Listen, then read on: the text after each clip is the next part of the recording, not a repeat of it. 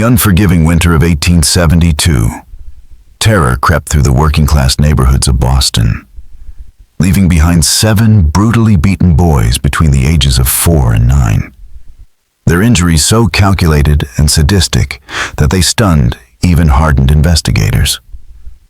What horrified the community most wasn't just the brutality, but the chilling discovery that the attacker was a mere child, a 12-year-old with a ghostly, milky white eye, who would earn the nicknames the Boy Torturer and the Red Devil. The Boston Globe would later describe him as having a fish-like detachment, seemingly finding joy in the suffering of others, while police grappled with how someone so young could display such monstrous intent. This is the true story of Jesse Harding Pomeroy, the youngest person in Massachusetts history to be convicted of first-degree murder, whose crimes shattered society's faith in childhood innocence and forced the legal system to confront the unimaginable. Jesse's descent into violence began in the soot-stained neighborhood of Charlestown, Massachusetts, where his birth on November 29, 1859, under flickering gaslight, brought only dread. His mother, Ruth Ann, wept as she saw the thick white film that obscured his right eye, a defect that made Jesse's stare seem lifeless, almost spectral. His father, Thomas, a hardened Civil War veteran, looked at the infant with revulsion, seeing in him a curse rather than a son. Working grueling shifts at the naval yard, Thomas released his bitterness through violent outbursts, turning Jesse into a daily punching bag and constant reminder of something broken in the family bloodline. As Jesse grew, his unsettling appearance only worsened. His clouded eye seemed to peer into realms others couldn't understand, prompting neighbors to whisper of the devil's mark and strangers to recoil in the street. At school, the torment escalated, bullied mercilessly by classmates who mocked him as Marble Boy and Devil's Child. Jesse was pelted with rocks, spat upon, and isolated completely. Teachers, overwhelmed by class sizes, ignored him, labeling him unreachable. He withdrew into violent dime novels filled with lurid tales of frontier torture and cruelty, devouring them with the obsession of someone not reading for escape, but for education. Yet it was at home where the real horror unfolded. In a decaying woodshed behind their tenement, Jesse was stripped, humiliated, and whipped by his father with sadistic precision. Thomas's punishments were more than beatings. They were rituals of degradation designed to obliterate any trace of dignity or self-worth in the boy. Each strike came with verbal lashings that told Jesse he was an abomination, unwanted and unloved. In this crucible of physical and emotional torment, the seeds of something dark took root, shaping Jesse not into a troubled youth, but into what many believe became America's first child serial killer. Jesse Pomeroy's older brother Charles, 17 months his senior, refused to acknowledge him, treating his younger sibling as a source of shame rather than family.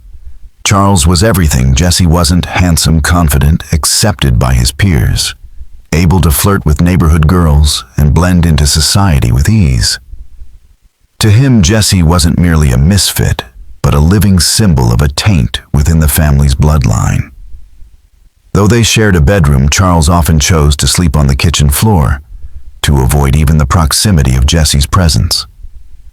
In Jesse's bleak and lonely world, only his mother, Ruth Ann, offered any comfort, but her love, though genuine, was deeply flawed.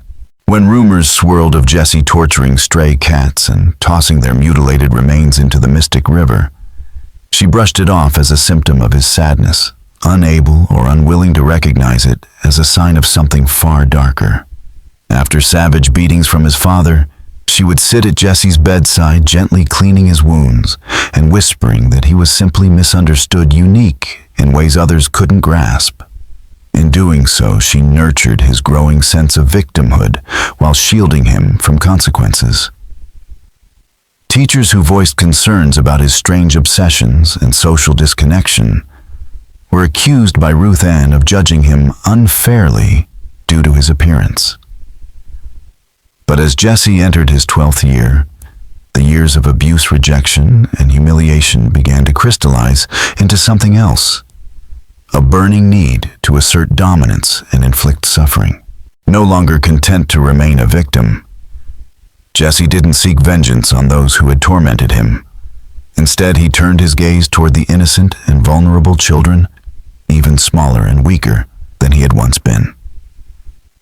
With a predator's focus, he studied his young targets with clinical precision, memorizing their routines, rehearsing disarming smiles and gentle tones that felt alien on his lips.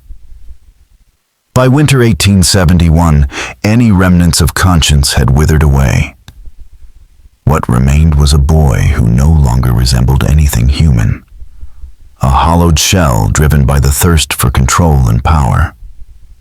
On December 26, 1871, Boxing Day, while families in Chelsea celebrated the holidays, 4-year-old William Payne was playing alone. When Jesse approached, pockets stuffed with stolen penny candy and trinkets, voice sweetened with lies and promises of secret games. William, too young to sense danger, took Jesse's hand willingly. Together they walked through the quiet streets to an abandoned outhouse on Powderhorn Hill, a place Jesse had scouted for its seclusion. Inside the rotting shack, surrounded by cold air and silence, Jesse's mask dropped. He ordered William to tied his wrists with rope, and suspended him from a ceiling beam. Then, with brutal calm, Jesse beat the child with his fists and a piece of broken wood, savoring every sob, every scream, every plea that confirmed his absolute dominance. He paused only to watch the fear grow in William's eyes, relishing the power he had never tasted before. And though Jesse left the boy bloodied, half-conscious, and freezing, he stopped short of murder, perhaps held back by fear or by the final shreds of restraint that hadn't yet been erased. He packed his tools, erased his tracks, and vanished into the winter mist, leaving behind not only a traumatized child, but the first clear sign that a nightmare had begun. William Payne was found the next morning by searchers who had scoured Chelsea through the freezing night, his small body blue from cold, covered in deep bruises, and barely alive. The savagery of the attack shocked the close-knit community, but with no witnesses and no clear suspect, police were left baffled. The notion that a child could be responsible for such cold, calculated cruelty was simply inconceivable. Yet a disturbing pattern was beginning to form. Small boys lured away with promises, subjected to extreme and methodical torture, and then abandoned by an assailant who seemed to vanish into thin air. Authorities assigned seasoned detectives to the case, operating under the assumption they were tracking a sadistic adult predator, not a 12-year-old boy. In the months that followed, 3 more boys came forward with horrifyingly similar stories, each describing an older boy with brown hair and a strange, unsettling appearance, who had led them to the same abandoned outhouse on Powderhorn Hill, using candy and toys as bait. Once there, they endured unspeakable pain. Jesse Pomeroy's methods had evolved. He learned how to heighten fear, how to prolong agony, and how to extract the most satisfaction from his victim's suffering. He made them strip naked in the cold, beat them with scrap metal and boards, and began using pins and needles with a clinical detachment that bordered on scientific. He even introduced sexual elements into the torture, forcing the children into acts that blurred the line between physical assault and psychological annihilation. His white marble eye became a symbol of terror as he threatened to kill their families if they ever spoke out. Newspapers dubbed the mysterious figure the Boy Torturer, and Chelsea offered a $500 reward for his capture, an enormous sum for any working family. Panic took hold. Parents kept their children indoors, sent them out in groups, and warned them never to speak to strangers. But it was Jesse's own father who unknowingly pushed his son past the final threshold. On July 20th, 1872, Thomas Pomeroy discovered evidence of Jesse's escalating violence and responded with a merciless beating in the woodshed. using a horsewhip until Jesse lost consciousness, screaming that he wished the boy had never been born. Something broke inside Jesse that night. Whatever thread had held him back from killing finally snapped. 2 days later, on July 22nd, 7-year-old Johnny Balk became Jesse's last victim at the Chelsea location. The torture was even more brutal than before, crossing into territory that police recognized as a turning point, proof that the attacker had entered a new, more dangerous phase. Jesse's mother, Ruth Ann, had been following the boy torturer stories with growing dread. And when the Boston Globe published a physical description, a larger boy with brown hair and a distinctive marble eye, she felt a cold, undeniable realization they were describing her son. But instead of alerting the authorities, instead of facing what Jesse had become, Ruth Ann chose to run. In a desperate act of maternal denial and fear, she quietly arranged to move the family across the Charles River to South Boston, telling neighbors it was for work. She believed, or perhaps convinced herself, that a new environment would erase her son's violent tendencies. She ignored every sign that Jesse's behavior was more than troubled. It was predatory. With Thomas now gone, having abandoned the family completely, Ruth Ann bore the full weight of Jesse's growing darkness alone. The move was completed in early August 1872, and their new tenement on Broadway Street placed Jesse in the middle of a working-class neighborhood where no one knew his face or reputation. Far from curbing his urges, the move emboldened him. Now he knew his mother would protect him, would shield him from consequences, would relocate rather than confront the truth. With new streets to roam and unsuspecting families to target, Jesse began again. Just 2 weeks later, on August 17th, fishermen discovered 7-year-old George Pratt, battered and bloodied on the beach. The attack surpassed anything seen in Chelsea. Jesse had not only beaten the boy with wood and fists, but had bitten chunks of flesh from his cheek and buttocks, scratched him until he bled, and stabbed him with pins carried specifically for torture. Unlike the more detached brutality of earlier assaults, this one was personal, visceral. Jesse was now using his own body as a weapon. South Boston police, unaware of the Chelsea incidents due to the lack of interdepartmental communication, had no idea the same monster was now operating in their district. And the horror was only just beginning. On September 11th, 1872, 7-year-old Joseph Kennedy vanished from his South Boston neighborhood, lured from his family's tenement to a remote boathouse hidden deep within the salt marshes. Jesse Pomeroy had spent days studying the boy's routine, identifying the perfect moment to strike, and a location even more secluded than Powderhorn Hill. Surrounded by tall grasses and the desolate geography of the shoreline, the boathouse offered complete concealment. Jesse had prepared everything: rope, knives, and tools of torment. He slashed Joseph's face with a stolen pocket knife, disfiguring the boy for life, and repeatedly forced his head into the frigid salt water, pulling him back just before drowning, savoring each gasp and sob. The near drowning became part of Jesse's evolving ritual, a new method of erasing hope.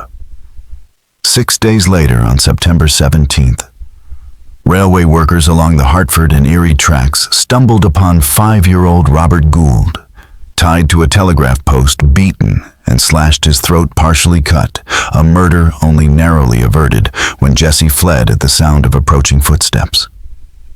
It was his closest brush with killing, and it marked a terrifying escalation. But Jesse had made a mistake. Robert survived, and he remembered everything, including the strange white marble eye that haunted him. For the first time, police had a detailed physical description, one so unique it narrowed their search dramatically. Yet despite this breakthrough, efforts to locate the boy torturer were hindered by distrust within South Boston's immigrant communities and the overwhelming number of children in the crowded tenements. Jesse, meanwhile, was growing bolder. fueled by the knowledge that his mother would shield him and by the intoxicating thrill of control. He took greater risks, stayed longer at crime scenes, and left behind more evidence. Then on September 20th, fate intervened. As Jesse walked past Police Station 6 on his way home from scouting, he couldn't resist the impulse to peer inside and saw Joseph Kennedy seated with officers calmly describing his attacker. Instead of fleeing, Jesse stared through the window, fixated, and Joseph, recognizing that ghastly eye, screamed in terror, shouting, "That's him! That's the boy who hurt me! That's the Marble Eye!" Officers rushed out and surrounded Jesse before he could escape. When confronted, he made no attempt to deny the accusations. He confessed immediately, his voice flat and emotionless, claiming responsibility with chilling detachment. One by one, the other victims were brought in, and all identified Jesse with unmistakable fear.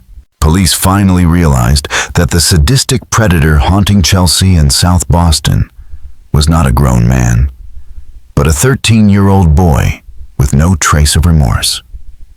The next day, September 21st, Jesse appeared before juvenile court judge William G. Forsyth, facing a courtroom packed with anguished parents and curious reporters. He stood with eerie composure, detailing each attack without hesitation or empathy, his tone as lifeless as his disfigured eye. The judge, faced with crimes beyond anything he'd ever encountered, sentenced Jesse to the maximum punishment allowed for a juvenile, 6 years at the State Reform School for Boys in Westboro, Massachusetts. The city exhaled in collective relief, believing the nightmare was over. But they were wrong. Authorities viewed Jesse through the lens of misguided optimism, assuming he was a damaged child in need of rehabilitation. They believed education, religion, and structure could redeem even the most troubled youth. Jesse understood this perfectly. He played the role expected of him with terrifying skill, attending class, showing deference, pretending repentance. Staff praised his intelligence and eagerness to improve, convinced he was making progress. But beneath the surface, Jesse was studying them, learning how to manipulate, how to mask the hunger that still simmered inside him. Westboro didn't cure Jesse Pomeroy, it trained him to become more dangerous. The boy who had terrorized 2 cities with calculated sadism was far from finished. He was merely waiting. Ruth Ann Pomeroy had no intention of letting her son serve his full 6-year sentence, and immediately launched a relentless campaign to secure Jesse's early release. She portrayed herself to officials as a devoted mother whose troubled son had simply fallen under bad influences, but had now been reformed by the institution's care. The reform school staff, predisposed to believe in their own mission of rehabilitation, saw what they wanted to see: Jesse's intelligence, his model behavior, his academic diligence, and his outward signs of remorse. Ruth Ann's persistent lobbying, combined with Jesse's calculated performance, convinced authorities that he was a success story. After just 17 months, barely a quarter of his sentence, 14-year-old Jesse Pomeroy was released in February 1874, returned to his mother's custody under the false belief that he no longer posed a threat. Ruth Ann had spent Jesse's incarceration establishing a small dressmaking business on Broadway Street, serving South Boston's working-class families with modest alterations and affordable garments. Jesse worked alongside her in the shop, while his brother Charles managed a nearby newspaper stand. To the outside world, the Pomeroys appeared to be a humble, respectable family, rebuilding after hardship. But no one in the neighborhood knew Jesse's past. No warning was given. The state had allowed a predator to re-enter society without oversight. Far from being cured, Jesse had only learned to be more deceptive, more cautious, more methodical in his violence. The time away had sharpened his hunger and refined his understanding of how to hide it. Within a month of his release, he was ready to escalate. On March 18, 1874, 10-year-old Katie Curran set out on a simple errand, her heart full of excitement over finally saving enough pennies to buy a school notebook. A cheerful, bright-eyed child from an Irish immigrant family that cherished education, Katie passed several shops on her route, including the Pomeroy dress shop where she'd been before with her mother. That morning, Jesse was alone behind the counter when Katie walked in. Her innocent joy triggered something monstrous in him that had been simmering since Westboro. What exactly happened next remains unknown, as Jesse never fully described the killing. But what is certain is that Katie never left the shop alive. Jesse murdered her within the building, most likely downstairs, then quickly hid the body in an ash heap in the basement, burying her among the debris of winter fires. When Katie didn't return home, panic swept through South Boston. Her family, neighbors, and local police launched an exhaustive search, canvassing streets, alleyways, cellars, and storefronts. Police eventually questioned Ruth Ann and Jesse at the dress shop, and both calmly claimed that Katie had visited earlier, bought a few notions, and left unharmed. Jesse, with eerie composure, played the role of concerned neighbor, flawlessly polite, helpful, even suggesting places officers might look. He showed no nervousness, no fear. His confidence was chilling. Police conducted a brief search of the premises, but the ash heap where Katie's body lay just feet from where they stood was overlooked as ordinary refuse. Convinced there was nothing to find, they left, and Jesse had gotten away with murder. The success of his deception fed a dangerous delusion that he was too clever to be caught, too careful, too untouchable. But it also awakened a darker craving, a desire to do more, to feel more. Katie's murder had been swift, interrupted by the risk of being discovered. Now Jesse wanted more time. He wanted to savor the fear, prolong the suffering, recreate the tortures he had once inflicted. And so, just 5 weeks after Katie Curran's disappearance, Jesse Pomeroy, newly emboldened, dangerously overconfident, and wholly unrepentant, prepared to kill again. This time, there would be no shop counter, no quick concealment. He wanted blood. He wanted control, and he was ready to strike in a way that would leave no doubt that the boy torturer had returned not as a delinquent, but as a murderer in full. By April 1874, Jesse Pomeroy had perfected the art of predation. He had been stalking potential victims for days, meticulously studying routines, choosing secluded locations, and refining his methods to avoid detection. With each passing crime, he had grown more calculated, more emboldened, and more ravenous. On April 22nd, he found his next target, 4-year-old Horace Milan, a golden-haired, blue-eyed boy, playing outside his family's cramped South Boston tenement. Horace was the pride of his impoverished parents, John and Leonora, who worked long hours in grueling factory jobs to give their son a chance at a better life. That warm spring afternoon, when Jesse approached with a soft voice and the promise of candy and surprises, Horace saw no danger. Witnesses would later recall the haunting image of the toddler walking hand in hand with Jesse, utterly trusting, never imagining he was being led to slaughter. Jesse guided the boy through the streets and out to the desolate marshes of Dorchester Bay, a place he had scouted precisely for its isolation. For nearly an hour, Horace chattered cheerfully, unaware he was walking to his death. Once deep in the marshland, far from help, Jesse dropped his mask. He stripped the boy naked, reducing him to complete vulnerability, then began carving X-shaped wounds across his small body, with a knife deliberately avoiding vital organs to prolong suffering. The torture went on for hours, each act more monstrous than the last, with Jesse closely observing Horace's expressions of agony like a scientist studying a specimen. When he finally slashed the child's throat from ear to ear with such force it nearly decapitated him, Jesse wasn't done. He gouged out one of Horace's eyes, mutilated his genitals, then lit the body on fire, an act of destruction that was as symbolic as it was sadistic, a desecration of innocence itself. That afternoon, around 3:45 p.m., brothers George and James Power stumbled upon the mutilated corpse while digging for clams along the shoreline. The sight was so horrifying that both men vomited, physically overwhelmed by the violence. Word of the discovery spread rapidly, drawing a crowd of shocked and grieving neighbors, many of whom fainted or required medical treatment after seeing the remains. Police quickly zeroed in on Jesse, whose past crimes, recent release from reform school, and proximity to the scene made him a prime suspect, but they needed hard evidence. That night, officers searched the Pomeroy home on Broadway Street. Jesse bore fresh scratches, defensive wounds left by Horace's desperate struggle. Bloodstains still clung to his clothes, and the pattern on his boots matched footprints found near the marsh. The evidence was damning.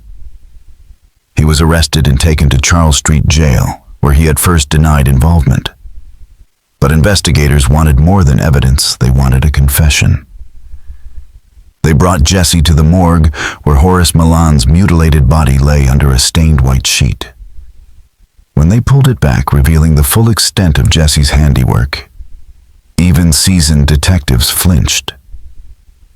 Jesse, however, showed nothing, no remorse, no fear, no reaction at all. He stared at the butchered child's body with cold detachment. When asked if he had done it, he responded flatly, "I suppose I did." The calm admission chilled every man in the room. But what followed was even more staggering. With the same empty tone, Jesse Pomeroy confessed to killing 27 other children, a claim so monstrous that investigators could barely comprehend its scope. Whether true or delusional, the confession cemented Jesse not only as a murderer, but as one of the most depraved figures in American criminal history. A boy who had embraced evil so completely that he no longer resembled anything human.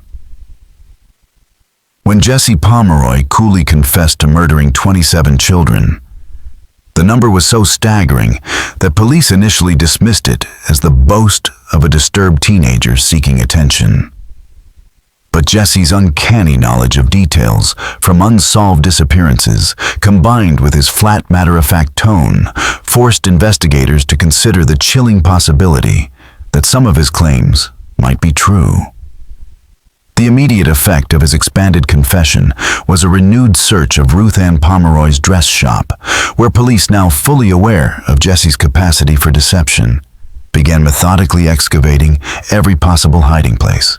On July 18, 1874, they unearthed the decomposed body of Katie Curran, buried in the ash heap of the basement, exactly where Jesse had said it would be. For months, he had worked and lived just above her grave, greeting customers and lying to police, while her corpse decayed beneath his feet. The confirmation sealed his fate. With 2 confirmed victims, clear forensic evidence, and his own confession, Jesse Pomeroy was now indisputably exposed as one of the most sadistic child murderers in American history. Ruth Ann's desperate efforts to protect her son had finally collapsed under the weight of undeniable truth. Public outrage was absolute. Jesse was formally charged with the murders of Katie Curran and Horace Milan, and would stand trial as an adult, making him the youngest person in Massachusetts history to face first-degree murder charges. On December 9th and 10th, 1874, the Massachusetts Supreme Judicial Court in Suffolk County became the stage for one of the most sensational trials the nation had ever witnessed. The courtroom overflowed with horrified citizens, legal scholars, and journalists who had traveled from across the country to see the boy killer with their own eyes. Jesse sat with eerie composure throughout the proceedings, his infamous white eye sweeping the packed gallery without a flicker of remorse. Taller now, with adolescent features softening into maturity, his appearance only deepened the horror. How could such youthful flesh conceal such monstrous intent? The prosecution's case was devastatingly thorough. Piece by piece, they laid out physical evidence, eyewitness accounts, and Jesse's own unemotional confessions. Survivors of Jesse's earlier attacks, now older still, visibly and emotionally scarred, testified about the unspeakable torture they had endured. The courtroom held its breath as one child after another described being lured, stripped, beaten, stabbed, and mutilated by someone who wore the face of a child but acted with the precision of a seasoned sadist. The forensic evidence was equally damning. Horace Milan's blood matched the stains on Jesse's clothes. The soles of Jesse's boots aligned perfectly with prints found beside Horace's body, and his own skin bore defensive wounds from his victim's last desperate fight. Jesse's confessions were recounted in chilling detail, cold, flat, absent of empathy. When asked why he killed Jesse, simply said he didn't know that something made him do it. An answer that satisfied no one, and instead suggested a darkness so intrinsic it defied explanation. His defense attorney, Charles Robinson, faced an impossible task: how to defend a child who had confessed to committing acts more horrific than anything the public could comprehend. Robinson leaned on Jesse's age, arguing that such profound violence must stem from psychological trauma, and that no child could be fully accountable for such acts. He painted a portrait of a boy brutalized by his father, isolated by society, and warped by abuse. The defense pleaded insanity, presenting expert witnesses who spoke of mental illness and diminished capacity. But the prosecution methodically dismantled the argument. Jesse had stalked his victims, planned his attacks, concealed evidence, and evaded capture acts, requiring forethought, control, and a clear understanding of right and wrong. His killings were not the spasms of a mind broken by madness, but the work of a calculated predator who found pleasure in pain. The courtroom, the city, and the nation stared into the void and saw not a boy corrupted by circumstance, but a mind untouched by empathy, remorseless and methodical in its cruelty. Jesse Pomeroy was not insane. He was something far more terrifying, fully aware, fully in control, and fully willing to kill again. The jury, 12 men who embodied the moral conscience of 19th century Massachusetts, sat through days of harrowing testimony with mounting horror. They had stared into Jesse Pomeroy's cold, unreadable eyes and seen something beyond ordinary criminality, something many described as evil in its purest human form. On December 10th, 1874, after several hours of deliberation, while anxious crowds gathered outside, they returned their verdict guilty of first-degree murder. Yet acknowledging the unprecedented weight of condemning a child, they added a formal recommendation for mercy due to Jesse's age. Judge Horace Gray, burdened with one of the most agonizing sentencing decisions in American legal history, imposed the only punishment the law allowed: death by hanging. At just 15 years old, Jesse became the youngest person ever sentenced to execution in Massachusetts, a ruling that ignited a firestorm of debate across the state and nation. Could society justify killing a boy, even one who had committed atrocities so vile they defied comprehension? Governor William Gaston, a man of strong moral convictions, repeatedly refused to sign Jesse's death warrant, despite intense political and public pressure. The governor's council voted 3 times on the issue, and each time Gaston stood firm, unwilling to authorize the execution of a child. For nearly 2 years, Jesse remained on death row, while the state wrestled with questions of justice, mercy, and the ethical boundaries of punishment. Public opinion fractured. Some saw execution as necessary retribution, while others feared it would make society complicit in the same moral darkness it sought to condemn. Finally, in August 1876, an anonymous vote by the governor's council broke the deadlock, narrowly deciding to commute Jesse's sentence to life in solitary confinement. On September 7, 1876, just shy of his 17th birthday, Jesse was transferred to a 6 by 8 foot cell at the Massachusetts State Prison in Charlestown, the very neighborhood where his reign of terror had begun. That cell would become his world for the next 4 decades. Solitary confinement was intended as both punishment and protection, a way to keep Jesse's malignant influence from spreading, and to ensure he would never harm another soul. His cell was Spartan a cot, a bucket a shelf, and a locked door. But prison walls did nothing to dull his violent ingenuity. Over the years, Jesse made more than a dozen elaborate escape attempts, hiding files, improvised drills, and sharpened steel pens in cracks under floorboards or sewn into clothing. He turned mundane objects into weapons, or tools, earning a reputation for mechanical cunning that impressed even the prison's hardened wardens. His most daring attempt, redirecting a gas pipe to blow open his cell wall, failed, catastrophically blinding him and costing him his remaining eye. Yet, even total blindness could not extinguish his scheming nature. Jesse continued plotting escape, memorizing layouts by touch and relying on sound, smell, and memory to orient himself and manipulate his environment.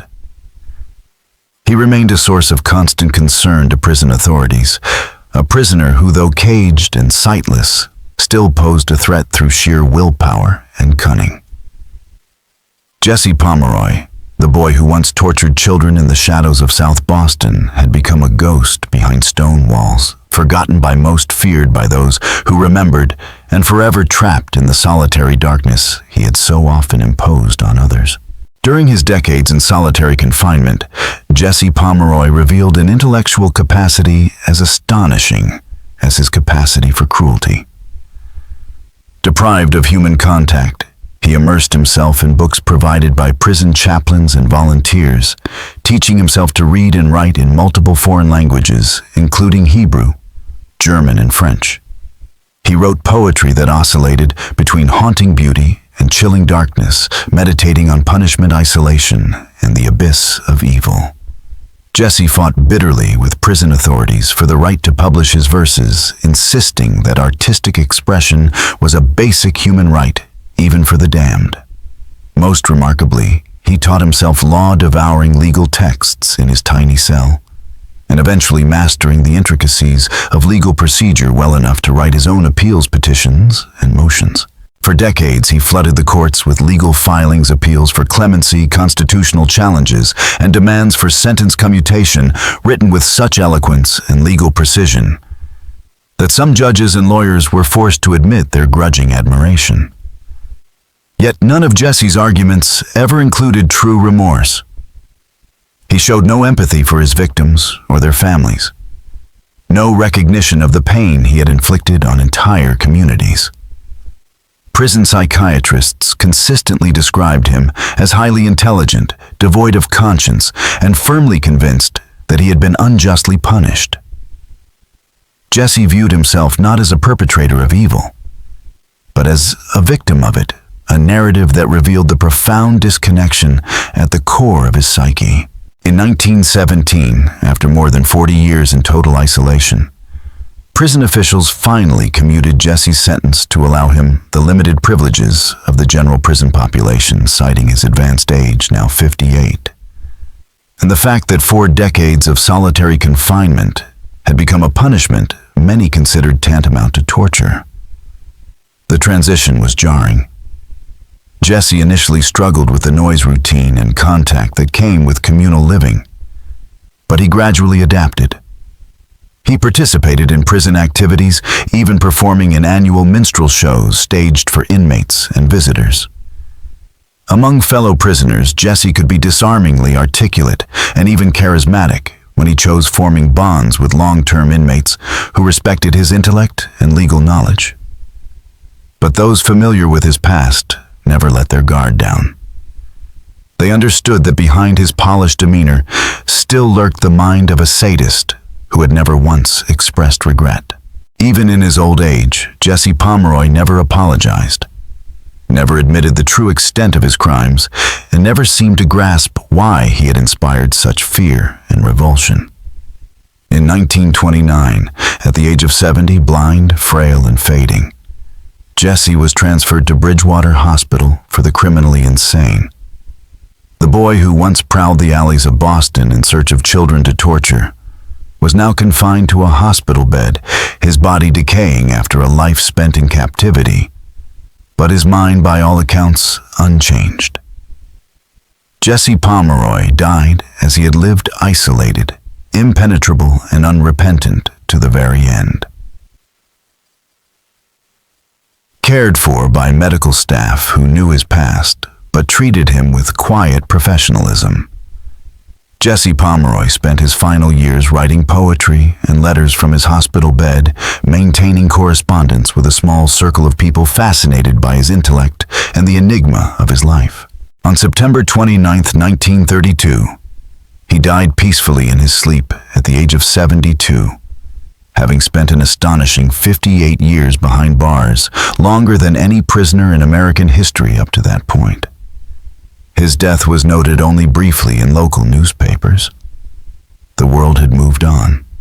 Jesse was buried in an unmarked grave within the prison cemetery without family, without ceremony, and without a single prayer spoken over his body. The boy who had once paralyzed a city with fear died alone, forgotten by all but historians and legal scholars. Yet his legacy lingered in the darkest corners of the legal and psychological worlds. His case set a precedent for trying juveniles as adults, reshaped national conversations about criminal responsibility, and became a foundational case study in the exploration of childhood psychopathy. Jesse Pomeroy forced society to grapple with impossible questions. What turns a child into a killer? Is evil something born or made? Can it be prevented, or is it an inevitable product of certain minds and conditions? Even today, his story confronts us with the haunting limits of our justice system and the fragile assumptions we make about innocence. His life was a cautionary tale that blurred the line between victim and villain, trauma and evil youth and monstrosity. Jesse Pomeroy remains one of the most disturbing figures in American criminal history.